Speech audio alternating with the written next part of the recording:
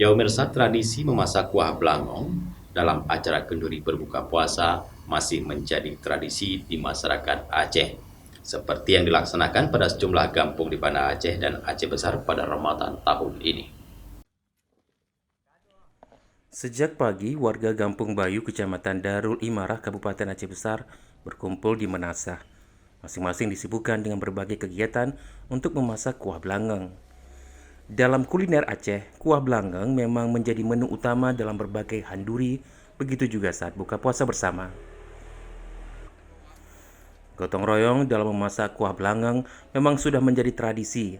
Warga dari 4 dusun dalam Gampung Bayu secara urunan menyelesaikan setiap keperluan dalam memasak kuah belangong.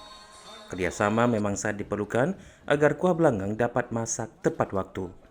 Apalagi kali ini, kuah belangong dimasak dalam 21 belanga besar. Decik Gampung Bayu Irfan Supriyadi menjelaskan bahwa penyelenggaraan kegiatan buka puasa bersama ini dapat terlaksana berkat kerjasama seluruh warga kampung. Buka puasa ini terselenggara atas partisipasi dan kerjasama sesama warga Kampung Bayu, dan ini semua baik dana eh, dan atas dukungan warga dan kegopan warga semua. Kebiasaannya masak kuah belangong kita bagikan ke rumah-rumah sesuai dengan kebiasaan kita. Dan selanjutnya pada saat berbuka puasa kita buka bersama di Menasah Kampung Bayu dengan warga dan para undangan di sekitar Kampung Bayu.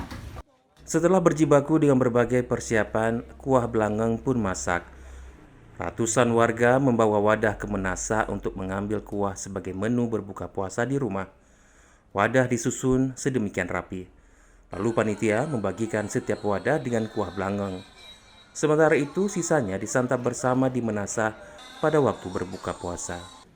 Menasah Bayu bukan hanya menyediakan kuah belangong, namun juga terdapat berbagai menu lainnya yang dibawa oleh warga.